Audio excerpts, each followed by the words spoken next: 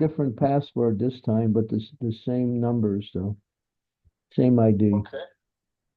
Let me see. Okay, I need the password now. Yeah, it's Y7.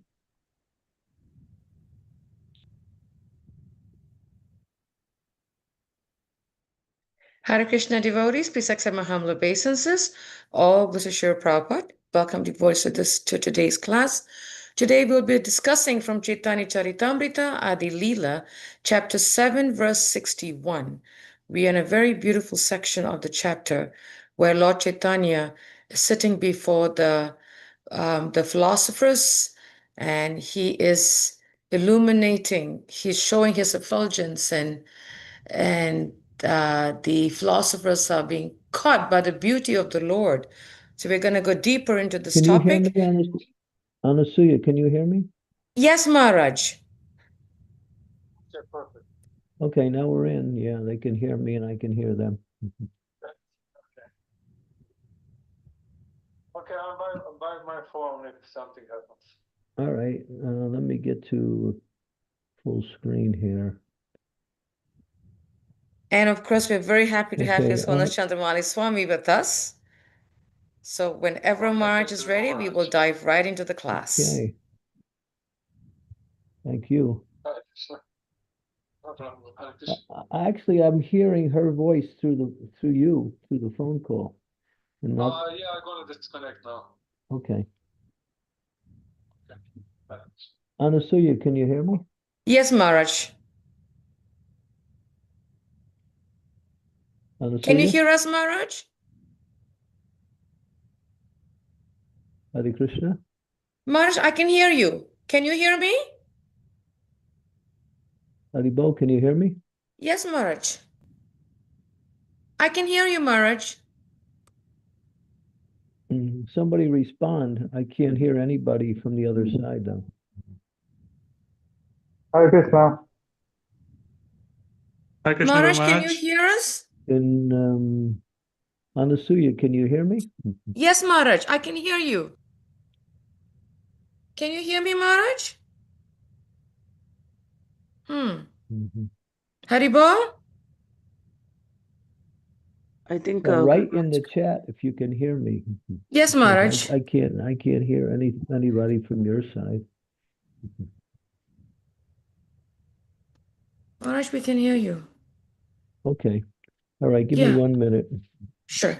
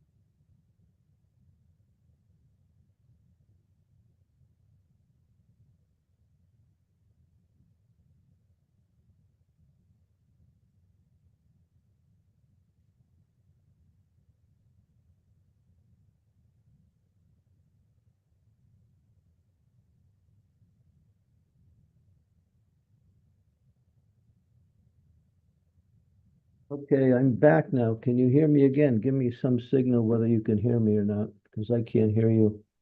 Maharaj, I can hear you. Can you hear me?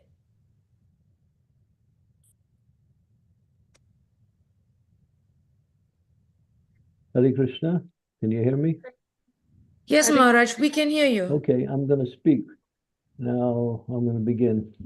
Jaya Jaya Sri Chaitanya Jaya Nityananda Jaya Dvaita Chandra Jaya Gaur Bhakta Vrinda Ave Akarsila Sabde Sanyasi Ramana Utila Sanyasi Sabde Chadiya Asana.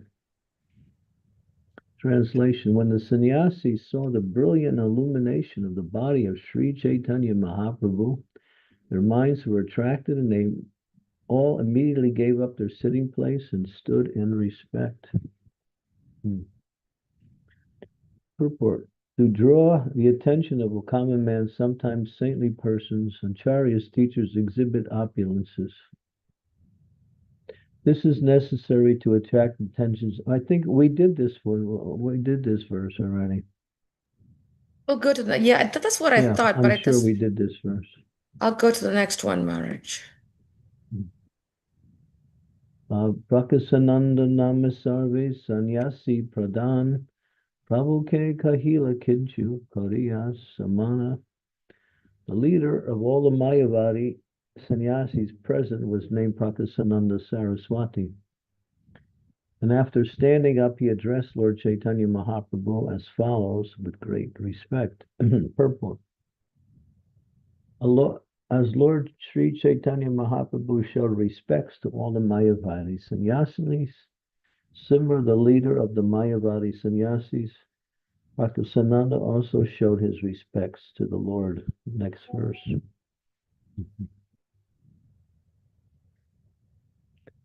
Iha Aisa Suneha Sripada Apavitra Stane Vaisha Kibu As Avasada. Please come here, Your Holiness. Why do you sit in that unclean place? What has caused your lamentation? Purport. Here is a distinction between Lord Chaitanya Mahaprabhu and Prakasananda Saraswati. In the material world, everyone wants to introduce himself as very important and great. But Chaitanya Mahaprabhu introduces himself as very humbly and meekly. The Mayavadis were sitting in an exalted position, and Chaitanya Mahaprabhu sat in a place that was not even clean. Therefore, the Mayavadi sannyasis thought that he must have been aggrieved for some reason. And the Prakasananda Saraswati inquired about his cause for lamentation. Down Timidandasya Ganajana Salakaya Chaksu Unmilitam Yena Tasmai Sri Gurave Namaha Sri Chaitanya Manobhistam Staptitam Yena Bhutale Swayam Rupa Kadam Mayam Dadati Swapadatikam Nama Om Vishnu Padaya Krishna Prastaya Bhutale Srimakte Bhakti Vedanta Swaminiti Namine Namaste Saraswati Deve Gauravani Pracharine Nirvasesa Sunyavari Pastyatya Desatarine Vanchakalpa Tarubhascha Kripa Sindhu Vevacha Patitanam Bhavanebhyo Vaishnavebhyo Namaho Namaha Sri Krishna Chaitanya Prabhu Nityananda Sri Advaita Gadadhara Sivasari Gaura Bhaktivinoda Hare Krishna, Krishna Krishna, Hare Hare, Hare Rama, Rama Rama, Hare Hare. So, Trinadapi Sunichena is the ornament of a Vaishnava. Therefore, Lord Chaitanya was teaching by example, and also to attract the attention of the Mayavadis to his natural quality of Vaishnava humility, which worked. He came, he didn't join them immediately. He sat in the place where people wash their feet when they come into the room, a place that is considered to be unclean.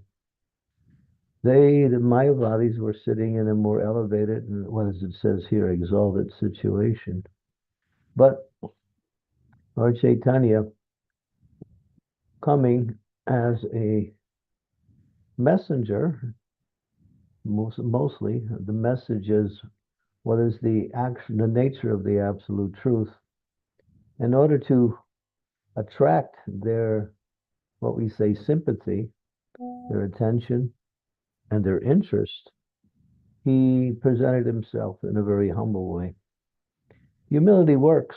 You'll see, we find that even in the material world, it seems to be a very attractive quality, and people are attracted to humility, even in the world. Not everyone, but some, even though they may live a materialistic life.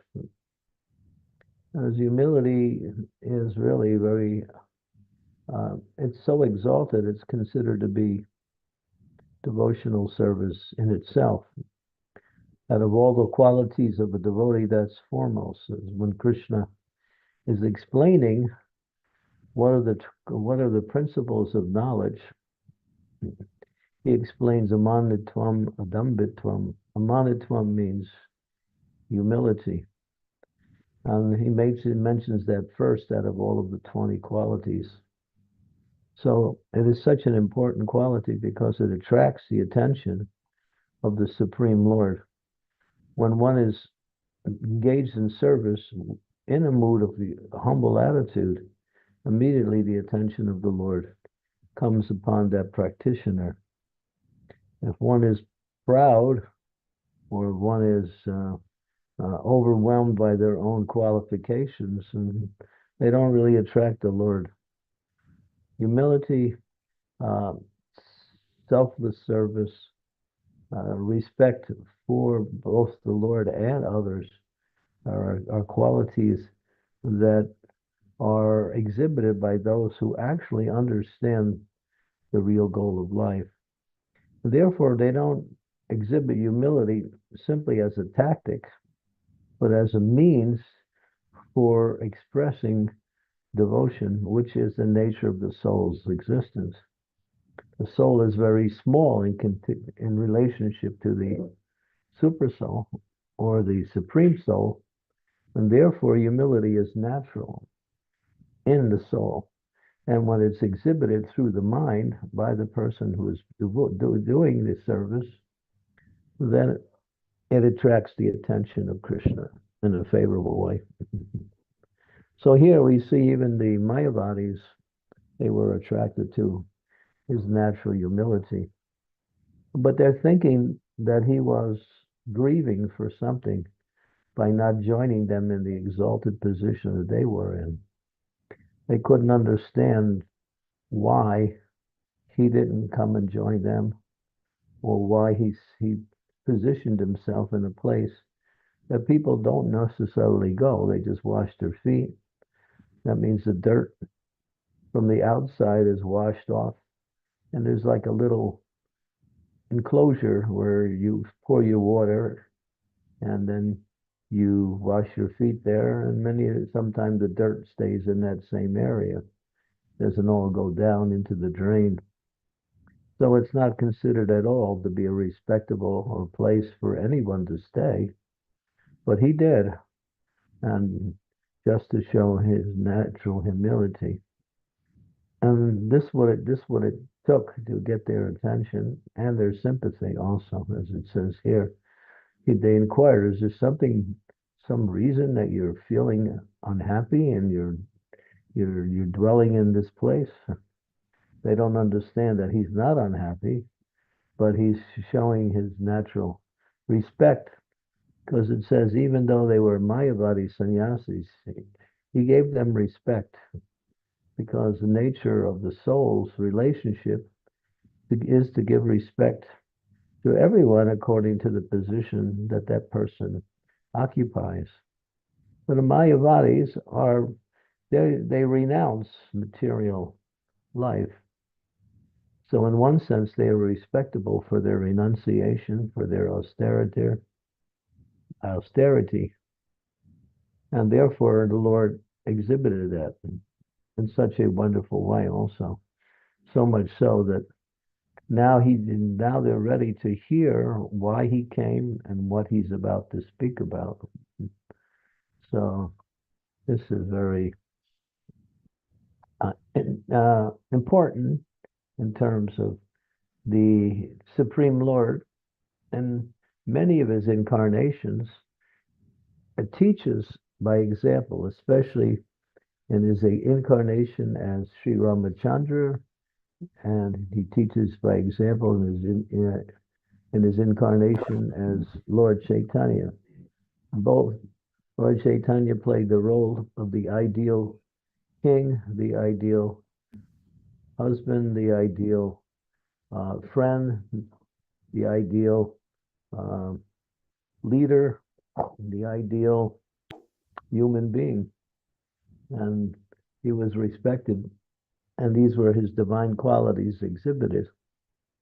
The same with Lord Chaitanya. He didn't come as God, he came as a devotee of God to show how a devotee worships the Lord. But in that worship, the qualities that connect with that worship are also exhibited by that person. So Lord Chaitanya was exhibiting these good qualities, which are the foundation for the execution of devotional service. You can go on to the next verse.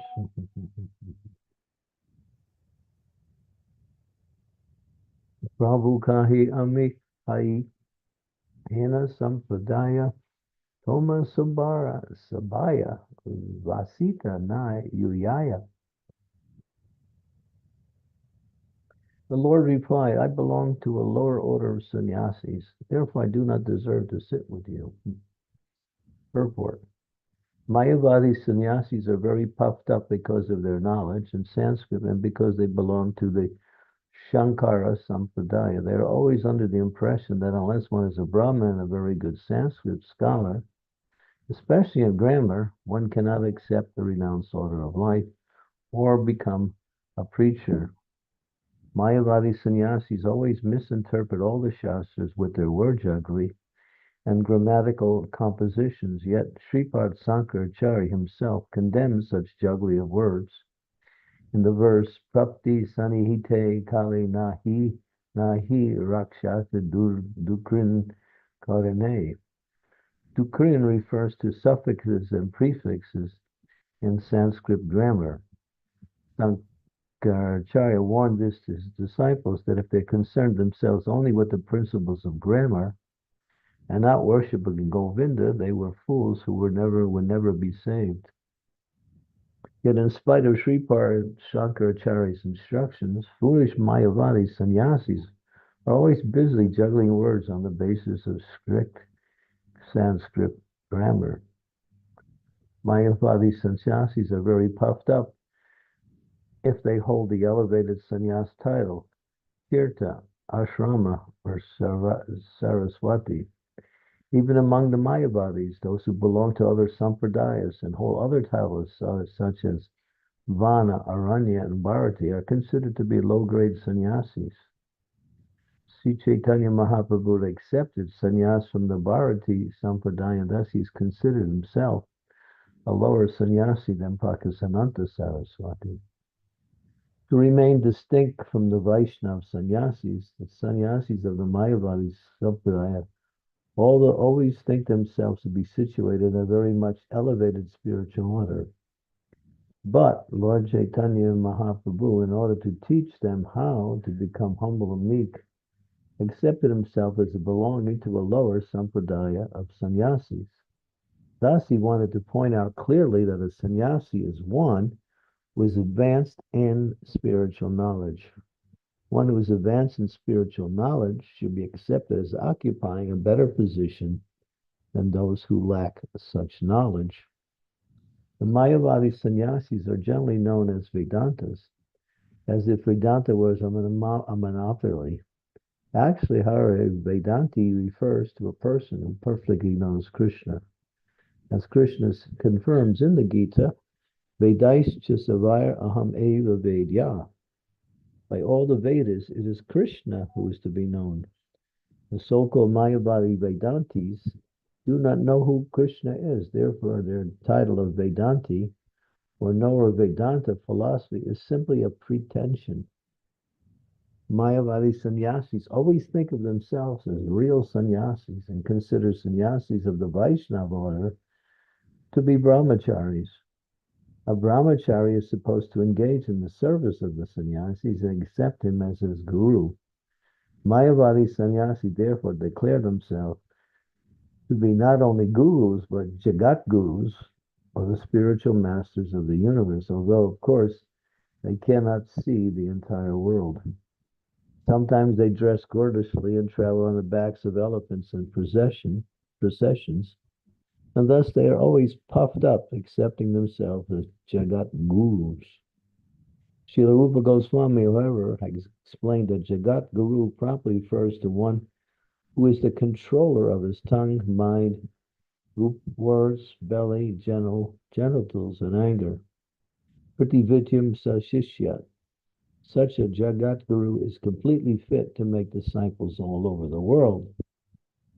Due to false prestige, Mayavadi sannyasi do not have these qualifications and sometimes harass and blaspheme Vaishnava sannyasi who humbly engages in the service of the Lord. So the Mayavadi sannyasis do, although they study Vedanta, they don't know the conclusion of the Vedanta. And the conclusion of the Vedanta is to know the absolute truth, Krishna, the personality of Godhead, who is the embodied aspect of the Brahman principle. They say Brahman is unembodied, but then there is the embodied aspect of Brahman, which is the personality of Godhead, which is the source of the unembodied.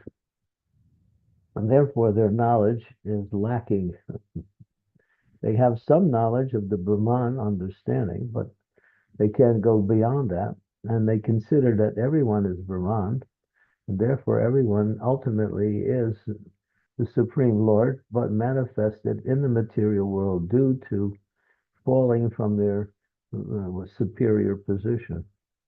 Of course, when you actually think about their philosophy, you see how ridiculous it is. How can the jiva, who is always dependent in all respects in life, be actually the Supreme Lord? And how does that jiva actually attain to its position of liberation? And even then, it becomes dependent. So therefore, their philosophy is always what we say lopsided or incomplete, or you might even say wrong. Therefore, although they claim to be followers of Sankaracharya, even Sankaracharya threw some slokas at them to let them know that they are actually off. This verse here is very important. Prapte sani hite kale nahi rakshati dukran dukrin. And what's the last one? Dukrin karane. Yeah. You fool. The word. What was it? You fools and rascals. That's what he's saying. Dukrin means you're just juggling words. You don't know anything. Give up this idea and worship Govinda. Govinda, Bhaja Govinda, Bhaja Govinda, Bhaja Govinda, Mudhan Mate. Oh, you fools and rascals. He's talking to his so-called followers who claim to be his followers, but don't know even what their guru is teaching. So, yeah, this is the Mayavadis. So here we see, and they come under different titles of different sannyas ashrams. There's actually 10. There is 6 that are mentioned here, but there's actually 10 different. That's in another verse. You'll see all 10 are mentioned. Lord Chaitanya took it from Keshava Bharati, and that's considered a lesser sampradaya than these other ones, Tirtha, Ashrama, and Saraswati. So he said, Lord Chaitanya said, well, I can't sit with you because you're more elevated than I am. So again, he's exhibiting his humility. But one thing that they saw that was mentioned in the previous verse, they saw his effulgence, which was really bright. It lit up their whole room, and they were stunned to see such an effulgence. So that Lord Chaitanya's effulgence was really one of the main reasons they were attracted to him. And then they wanted to know more about him. And then you'll see in the upcoming verses, the Lord not only talks about himself, but he talks about what is the real process of spiritual success, of spiritual perfection, and not simply meditation, studying grammar, debating on different philosophical principles from scripture, or performing austerities. The real thing is devotion to the Supreme Personality of Godhead, which is, according to Shastra, the nature of the soul's relationship with the Supreme Soul. We are naturally connected with the Lord by service and devotion. Not just service, but service and devotion. The term devotional service gives the identity of the soul's existence and the soul's activity also. So here it's a very interesting little discussion that is about to ensue, and you'll see how Lord Chaitanya, very charming, not at all offensive or angry, but very, very clearly delineates the absolute truth to them step by step, where they are actually listening and actually becoming transformed by his words. Okay, we can stop here and open it up for questions.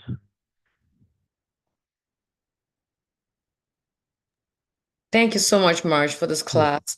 I'm trying. Unfortunately, Anasuya, I can't hear you. Oh, My computer crashed, and I have a oh second no. computer, and this computer is not, what we say, up to standard. Let me do one thing and see if I can hear you. Say something. Okay. Mm.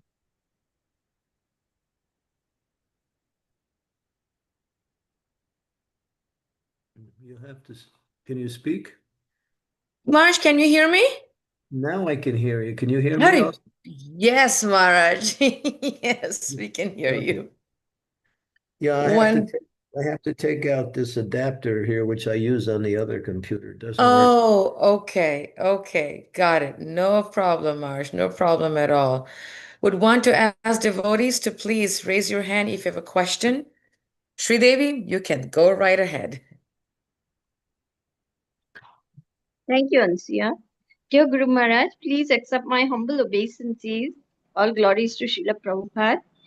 Guru Maharaj, you started off the lecture by saying that humility is in itself devotional service. Humility works and it attracts the mercy of the Lord. I was thinking that as one goes through the process of bhakti, one becomes more authoritative in the sense that now we understand the knowledge, we understand the process, and you become somewhat fixed in the understanding of Krishna consciousness. Therefore, when you speak with authority, does that come across as spiritual arrogance? No. Why should it be? Why, by quoting authority in an authoritative way, it adds to the quality of humility, because one is speaking not from their own ideas or own understanding, but simply quoting the authorities, which is a principle of humility. Arrogance means, I'm the source of what I'm saying.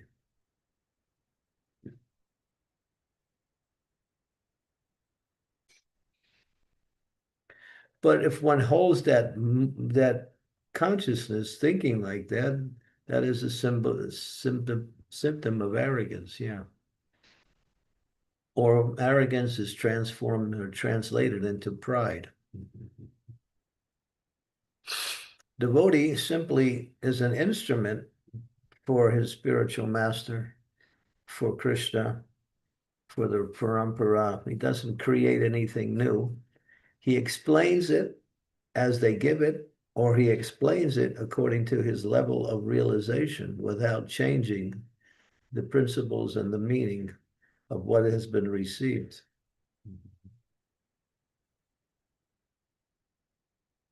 So that is called Vigyan. Vigyan is a realized knowledge. I hear from my spiritual master on different philosophical and spiritual topics. I understand it. I practice what I hear. I start to understand it by my own experience, and then I can explain it accordingly. That is Vigyan. Those who So one repeat, must, those who repeat is good, but those who repeat by a realization or understanding, that is what we say complete understanding, or that is realized knowledge.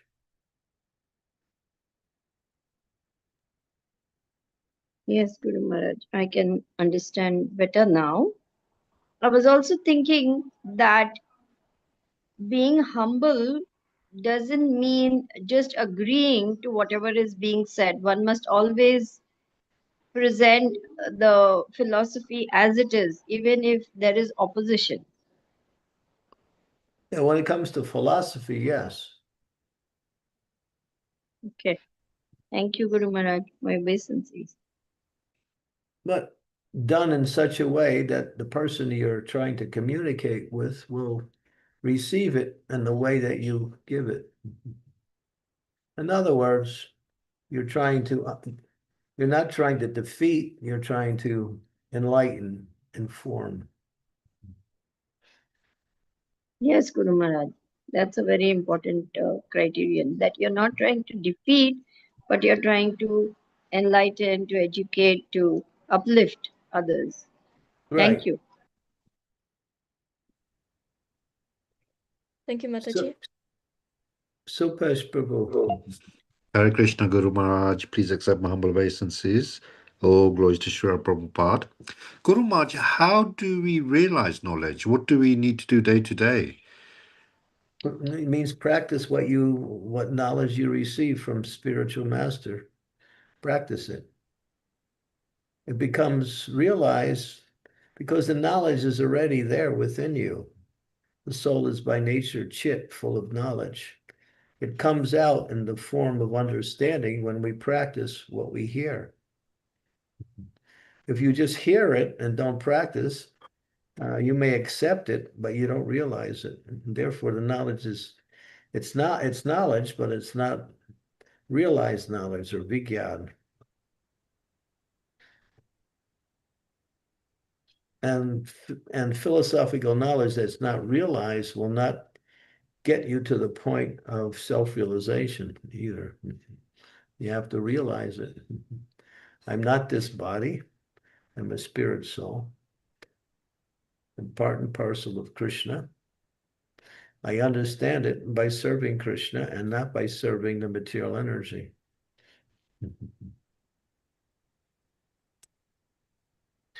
My spiritual master says chant 16 rounds.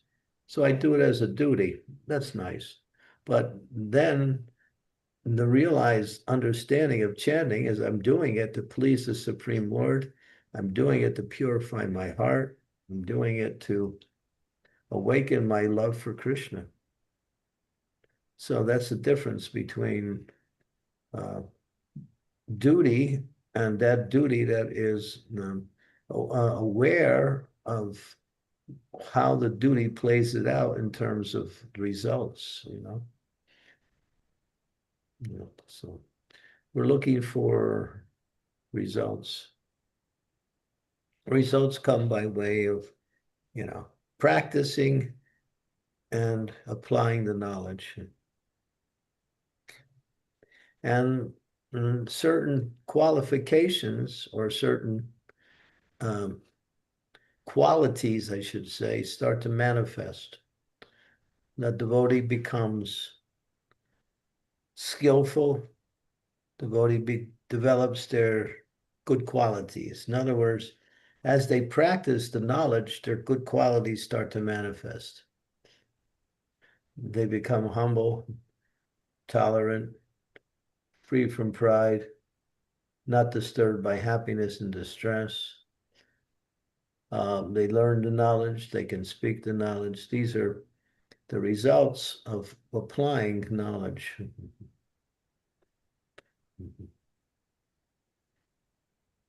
There's a progression which starts with hearing and ends up with abilities, skills, and realizations.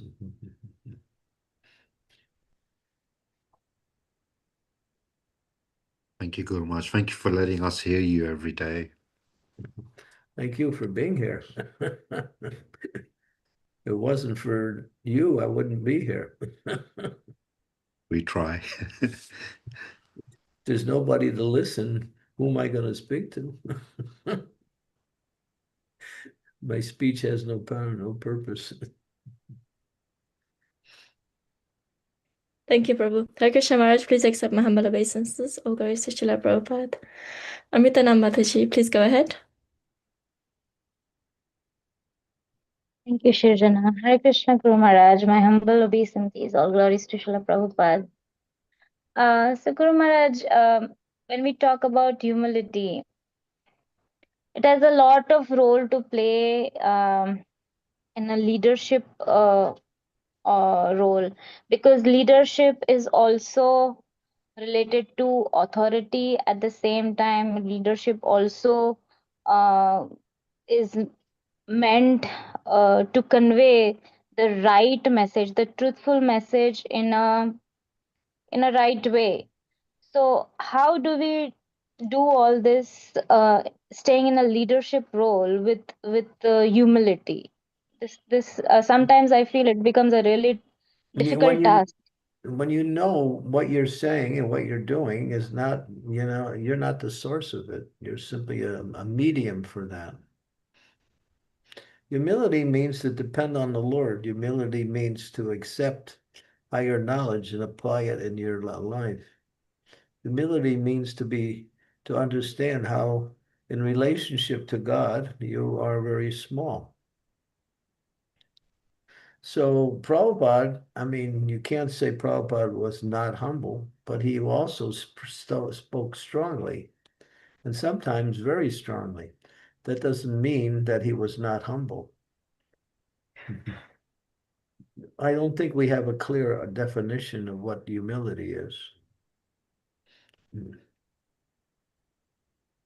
Yes, Gumash, personally, I face this issue a lot because I myself am quite strong in delivering my messages. So I face this thing that people That's often okay. misunderstand me. Yeah, that's good. To speak strongly is good, but avoid harshness. It's not that you have become harsh when you speak strong or hateful or angry.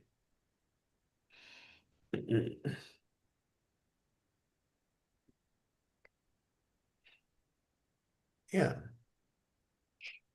Humility doesn't mean to stand there with folded hands and say nothing. That's not humility.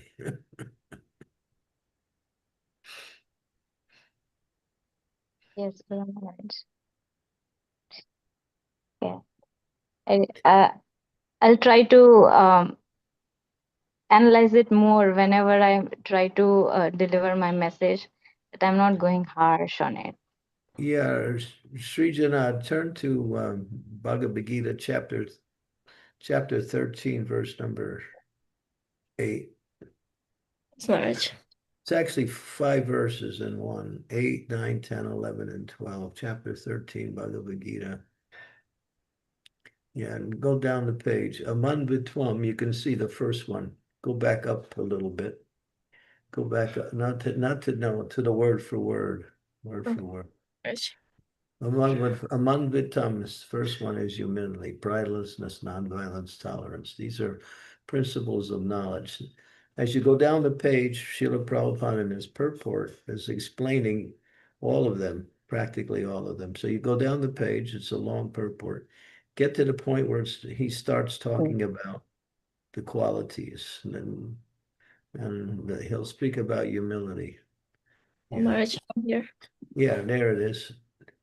Humility means that one should not be anxious to have the satisfaction of being honored by others. The material conception of life makes us very eager to receive honor from others. But from the point of view of man of perfect knowledge who knows that he is not this body, anything honor or dishonor pertaining to body is useless. One should not be hankering after this material deception. People are anxious to be famous for their religion, and consequently, sometimes it's found that without understanding the principle of religion, one enters in some group which is not actually following the religious principles, and then he wants to advertise himself as a religious mentor. Actually, for advancements, one should have a test to see how far he's progressing. He can judge by these items. These items means these 20 items that are being mentioned here. So yeah, so the not wanting the satisfaction being honored by others, you can accept that as the basic definition of humility.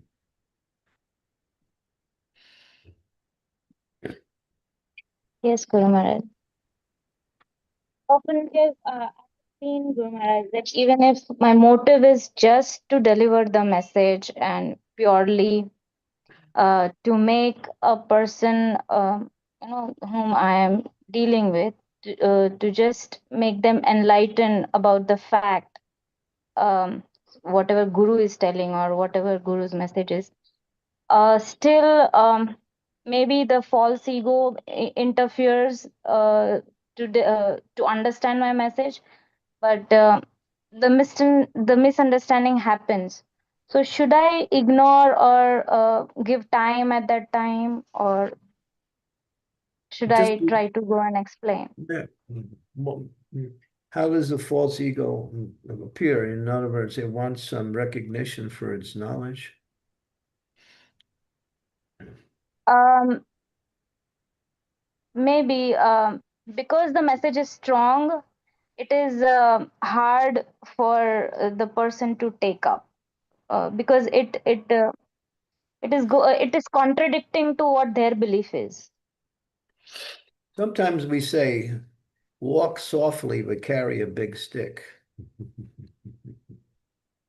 That's a term in ordinary parlance. That means carry a big, in other words, speak the truth, but in a very palatable way. Satyam priyam, satyam bruyam. But sometimes people are so dull they can't understand. So a little spice in your words sometimes is good.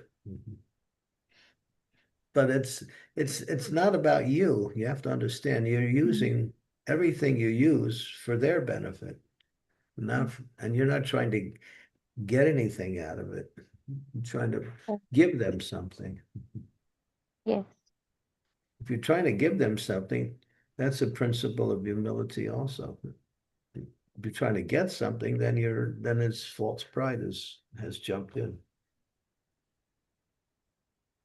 Yes, Kamash. In this context, I remember Radhanath Swami Maharaj saying that often it happens that we become strict with others and polite to ourselves, or soft to ourselves, but we should do it opposite.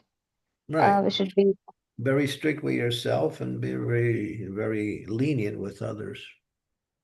yeah. This is a little hard to practice for myself, but yes, I'll do Well, that.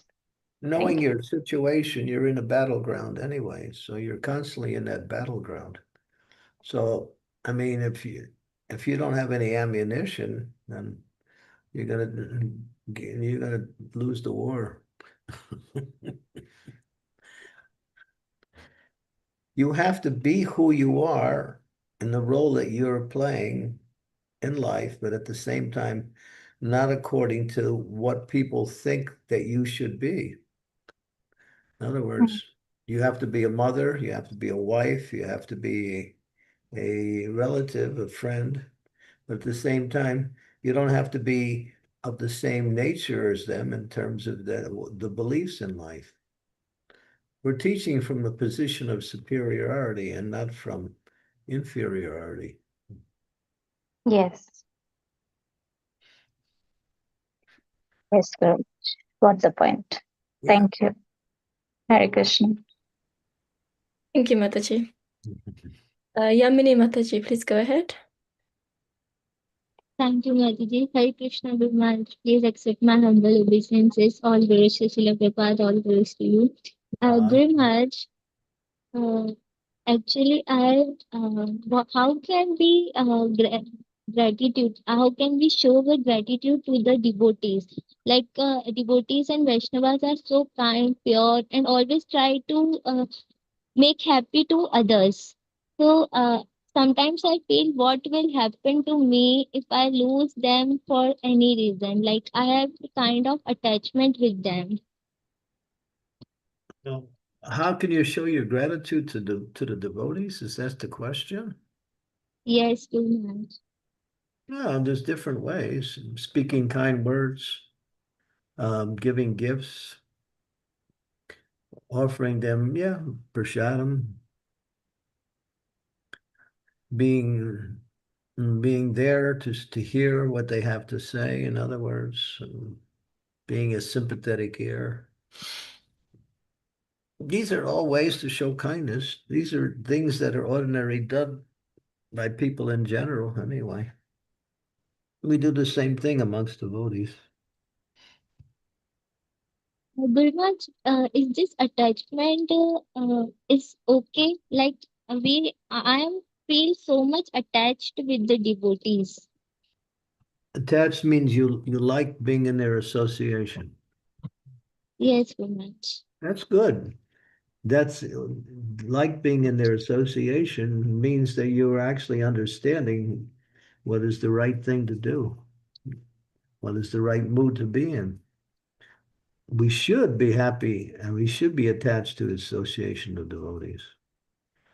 Lord Chaitanya told that, give up your attachment to non-devotees and become attached to the devotees.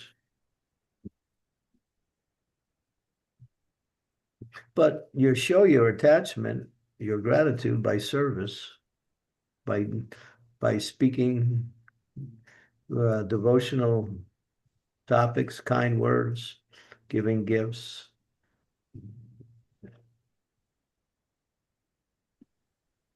Like that.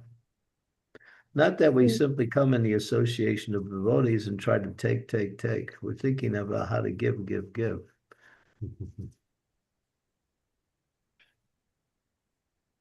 Is that okay, Mataji? Yes. Thank you. Thank you so much. Shiv Kumar Prabhu, please go ahead. Thank you, Mataji. Hare Krishna Maharaj. Please accept my humble obeisances at your lotus feet. All glories to Srila Prabhupada. So, Maharaj, one question I had, Maharaj, for some time. When we hear that Chaitanya Mahaprabhu took sannyas so that the authority of Mahaprabhu could be accepted by the Mayavadis, is that statement specific to Chaitanya Mahaprabhu's taking sannyas at young age? Or traditionally Vaishnavas do not take sannyas, Maharaj, is something that I wanted to understand. Well, Vaishnavas don't take Mayavadi sannyas. He took Mayavadi sannyas. Yeah, but Lord Chaitanya took sannyas. Srila Prabhupada also, in our lineage, devotees accept the sannyas order of life for the sake of preaching Krishna consciousness and traveling. The Mayavadis, they do it as an indication. Of course, we also do it as a renunciation of all material activities. Okay. Yeah.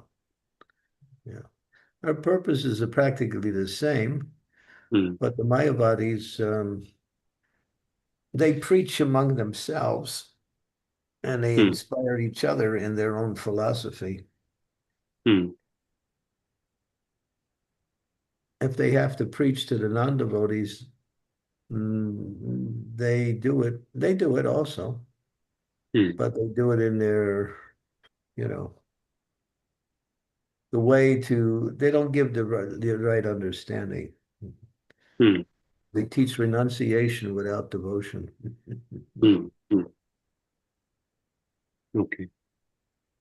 Yeah, so, but are you referring to that one verse in the scriptures that says in this age one should not accept sannyas? There is a Uh, word. There's a uh, verse like that. yes, Maharaj. Yes, Maharaj. I came across that, but no, I didn't ask from that context, Maharaj. I just wanted to understand in Vaishnava parlance, is sannyas accepted in the same degree or in the same context of how Mayavadis approach or Mayavadis take sannyas is what I wanted to understand. Well, renunciation of worldly activities and devotion to Krishna and preaching the message of Sanatana Dharma. Hmm. That's us, yeah. And Hmm. traveling, not just when you take sannyas, you're expected to travel and preach, not just stay in one place. Okay. Hmm. Thank you. Okay. Okay, Yes. good. Thank I saw another hand up somewhere, but it kind of disappeared.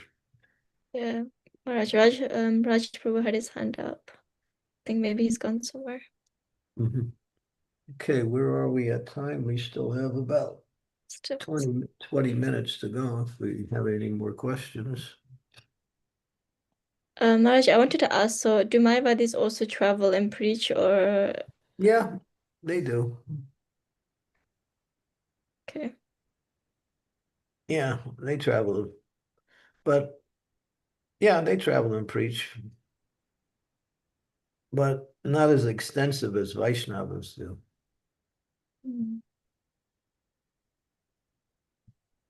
Okay. Thank you, Maharaj.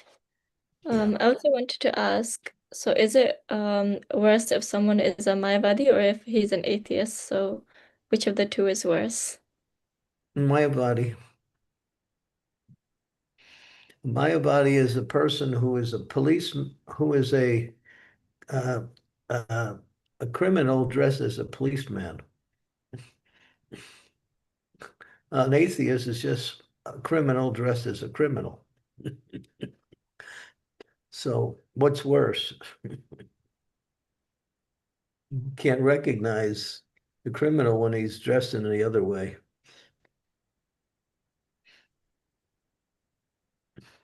So they're teaching something that is wrong, that is against the whole principle of relationship with the absolute truth. It's all wrong. They teach they teach partial truth, but in the partial truth, the conclusion is that the living entity is God. The atheists just say we don't believe in God, but the Mayavadis say the jiva is also God. So what's worse? So the Mayavadis are making more offenses in a way. Yeah. Sorry. The Mayavadis are offensive. The atheists are just ignorant.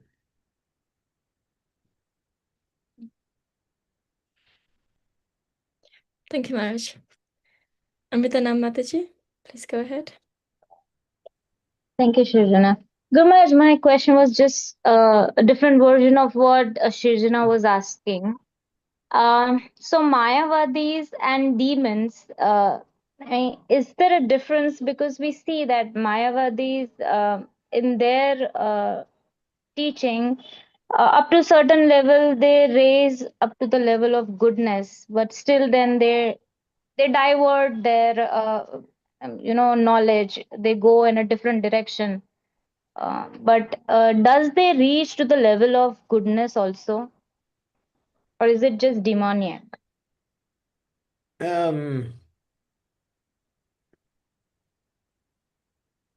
What's that verse spoken by Lord Shiva to Parvati? Who knows that verse? You know that, Sri Devi? He's telling Parvati why he came and what is his mission. No, Guru Maharaj, I'm sorry, I don't know that one. let's see, what is he?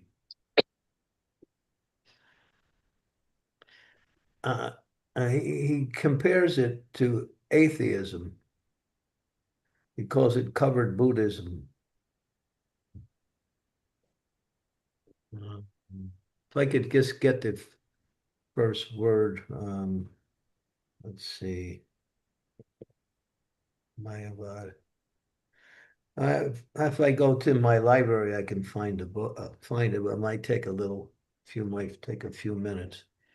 But anyway, Sankaracharya, Lord Shiva, who appears as Sankaracharya, he's in the role of teaching monism. Therefore, it's a form of it's limited knowledge, and it's also leads to atheism.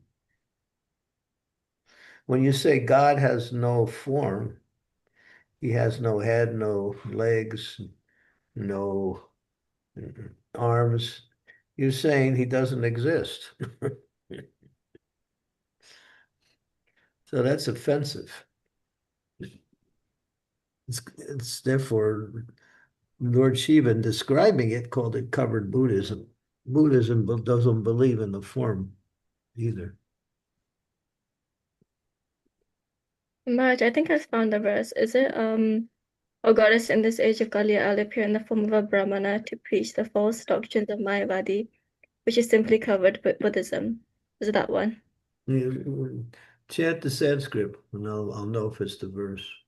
Mayavadam Ashat Sastram Prachanam. That's it, yeah. Translation again.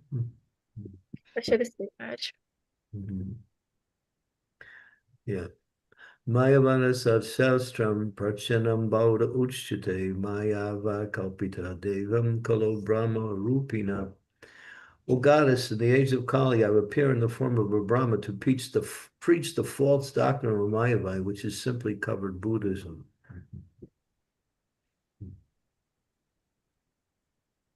The powerful doctrine of Mayavada resembles the Vedas, but it's by nature non-Vedic. O goddess, I propagate this folly in order to destroy the world. So Lord Shiva, what he's doing, he's trying to destroy Buddhism by saying that it's all nirvishesh, but he's saying it's advaita, or it's one. So you have to understand the whole history before you understand why Shiva is doing this. Because Shiva is a Vaishnava, but he's playing a different role in there in order to destroy Buddhism and bring people back onto the Vedas. Buddhism took people off the Vedas. He's bringing people back on the Vedas, but in the principle of oneism. Ramanujacharya and Madhvacharya brought people back on the Vedas in the part of dualism. And Lord Chaitanya brought people back to the complete understanding of the philosophy that the absolute truth is both one and dual, simultaneous, Achinta Veda Veda Tattva. So starting with Buddha, going to Sankara, then Ramanuja, then Madhva, and then Shankara, you see the whole progression. And Buddha got people off the Vedas because they were cheating and using the Vedas to kill animals indiscriminately, calling it animal sacrifice. In order to protect the animals and to stop this innocent slaughter of innocent animals, Buddha appeared, and Buddha is Krishna himself, but he appeared as Buddha to get people off the Vedas. But then after a while, there was a need to get people back on the Vedas, and that was Sankar, who was actually Shiva. So the Lord sometimes uses deceptive philosophy in order to defeat something that is even more dangerous and inferior. You see that? This is a tactic. That's all it is. Yes, Gurudev. Because So Guru, without explanations, you'll think Shankar is actually working against Vedic principles, but he's not. He has a mission.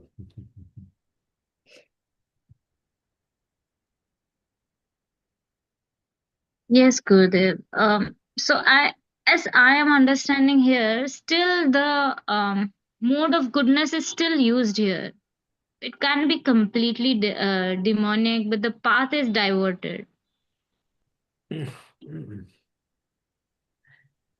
You can exhibit qualities of the mode of goodness, but that doesn't mean you're in the mode of goodness.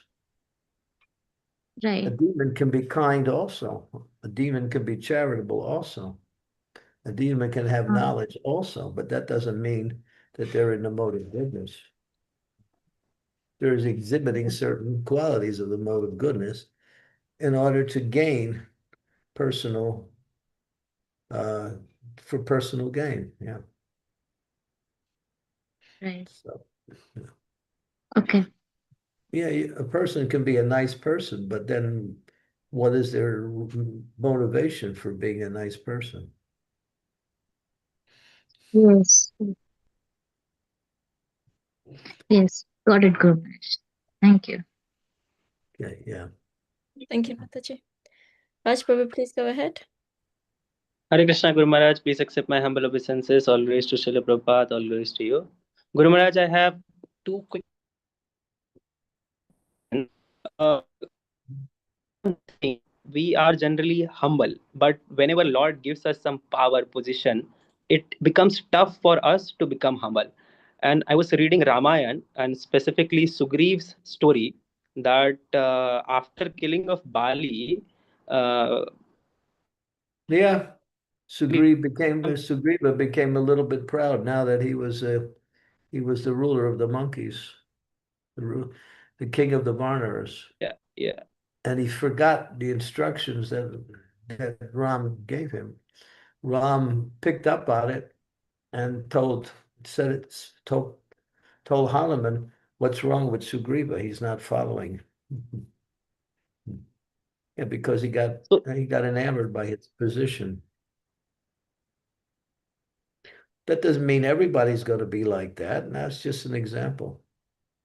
Yeah. Doesn't So mean Guru Maharaj, everyone the who takes question it. is, Yeah, it doesn't mean everyone who takes a powerful position is going to be proud. It doesn't mean like that doesn't there's a tendency to become proud, but that doesn't mean everyone will become proud.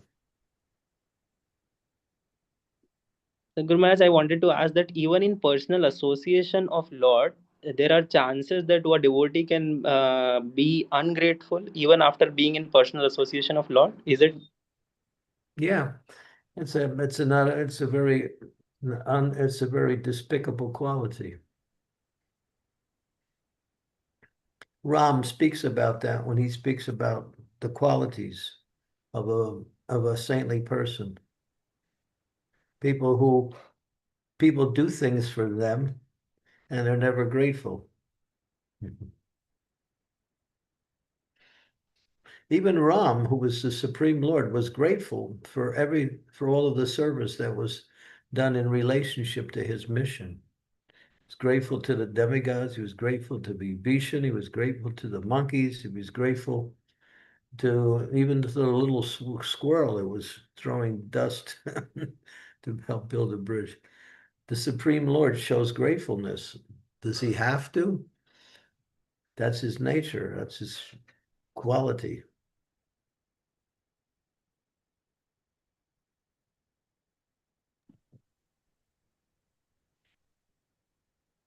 Is that okay, Prabhu? Yes. So Guru Maharaj, how do we remain humble even after getting position and power? Just come and I'll beat you with a stick and that'll help you. I have a nice stick here and I'll just hit you over the head and then everything will be fine. Is that okay? Yes, Giriraj. I feel myself fortunate to have that stick on my head. Me too, Guru Maharaj. Please, me too. So, yeah, of course, we don't do that, but it's authorized, though. It is authorized. But that's for those who never learn.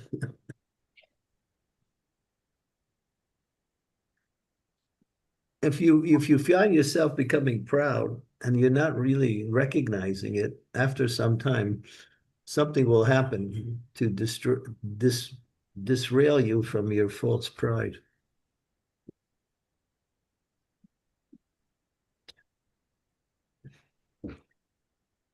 Anyway, always remember our position. We are small. And whatever we can do is by the grace of others.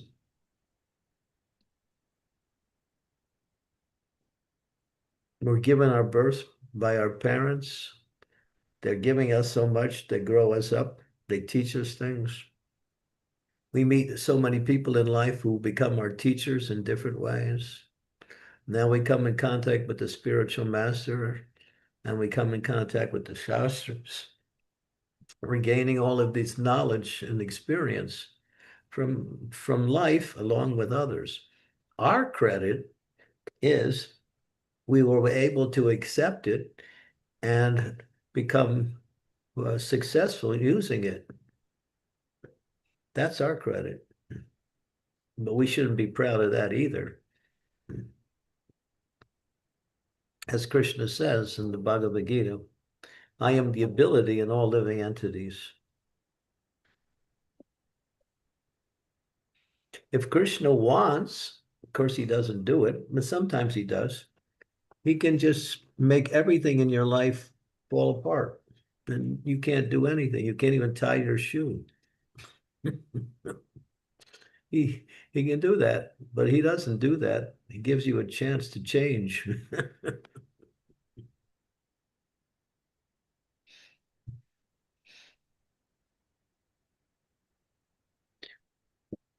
Is that okay, Prabhu? Got it, Maharaj. Thank you so much, Giriraj. Thank you so Yeah. much. If we're grateful, we won't become proud.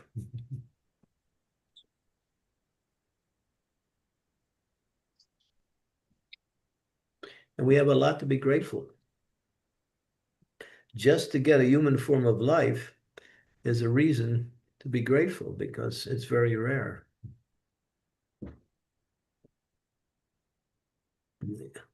It's very rare to have a human form of life. It's not just rare, it's very rare.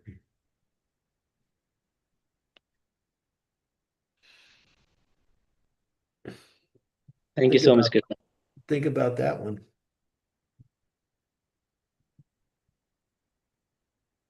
Thank you, Prabhu. I will take one last question from Sakshi Mataji. Please go ahead. Yeah. Okay. Thank you, Mataji. Hare Krishna Guru Maharaj, we accept my humble obeisances of the Srila Prabhupada. Guru Maharaj, so the Lord, he appears in different incarnations, he appears in different ages. So I was just wondering, what if Chaitanya Mahaprabhu would have appeared instead of Buddha? I mean, what would have happened? I mean, would people be receptive of his message? I was just wondering. You referring to Buddha? Yeah, if uh, just an instance, if Mahaprabhu would have appeared instead of Lord Buddha, so would people be of that age be receptive of his message?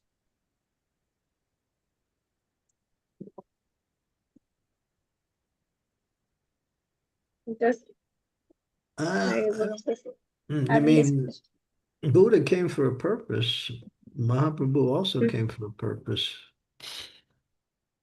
They all come for purposes to enlighten the conditioned souls in eternal religious principles. And so Right now, we don't need Buddha. We got Lord Chaitanya. No, during the time of Buddha, if Mahaprabhu would have come. Right. Well, that's conjecture. How can we actually say what would happen then? Would they accept Lord Chaitanya? Then the question would be, would they accept him? Buddha was a prince, and he was living a life of luxury. But then he saw a poor man, a diseased man, an old man, and one more, and he formulated his philosophy based on the miseries of material existence. And he taught, what did he teach? The Eightfold Mystic things of how to develop good qualities. Lord Chaitanya didn't teach good qualities. He taught devotion to the Supreme Personality of Godhead. Buddha didn't teach that. Might say that they weren't ready for Lord Chaitanya at that time.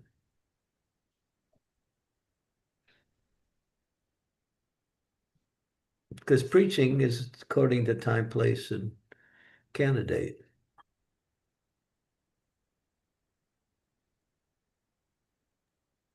Yes, ma'am. Good Maharaj. Yeah. Thank you, Mataji. Maharaj, there's a question in the chat from Daria Mataji. She asked it a while ago, so I'll just we'll go to that. Is that okay? Okay, we can hold it for tomorrow. She's not there anyway, so. Okay, that's fine then. Yeah. We can end Okay, it, Maharaj. so yeah, we can stop here. Thank you so much. Thank you so much for the wonderful class. Chaitanya Charitamrita ki jai, Srila Prabhupada ki jai, and His Holiness Chandramauli Swami Maharaj ki jai. Jai. Hari Hari Hari Bol. Thank you, Guru Maharaj. Thank you Thank so you, much. Guru Hare Maharaj. Thank you, Krishna. Guru Maharaj. Guru Maharaj, Hare Thank you, Guru Krishna. Maharaj. Hare Well, Krishna. one Thank minute. you. Guru Maharaj. Wait a minute. Is Shrimati on there on the line there? Shrimati, are you Hare there? Krishna, Guru Maharaj. Please accept Yeah, my- I have to travel tomorrow, so I won't be able to give class tomorrow. Okay. Yeah, so I'm traveling. Thursday is a good chance I could give class, but that's also a little uncertain at this point. But tomorrow for sure, I won't be able to give class. I'm on the road. Yes, Guru. Okay, so yeah, you can have the chosen whoever you choose to give class tomorrow. Sure, Guru Maharaj. Definitely. Srijana can give class. No, Maharaj. Can't do that. You know how you learn to give class is when you know how you learn to give class? You just give class, and then you learn how to give class. I've got an exam tomorrow, Maharaj. Yeah. Maharaj, are you coming to the UK tomorrow? Huh? Are you coming to the UK tomorrow? Yeah, I fly to the UK tomorrow. See you soon then.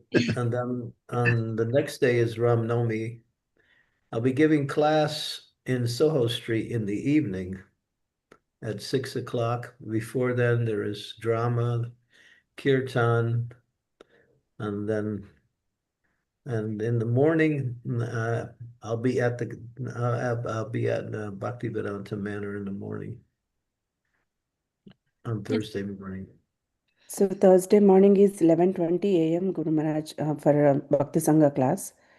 So will not be possible. I'm going to try to be there for the class because usually the program doesn't go late into the morning. Okay. Usually it's over by 10, 10:30, sometimes 11, depends. And then, yeah. So I think I'm planning to be there for class on Ram Navami, but Yes, let's see. I can't say for sure right now, but I'm planning to be there. Sure, Guru Maharaj. Guru Maharaj, will you be at the Guru Puja at the manor in the morning? Tomorrow morning? At the manor in the morning? Yeah, for sure. Or 100%. Thursday morning? Yeah. Okay. I definitely want to be there. Yeah. Yeah, thank you.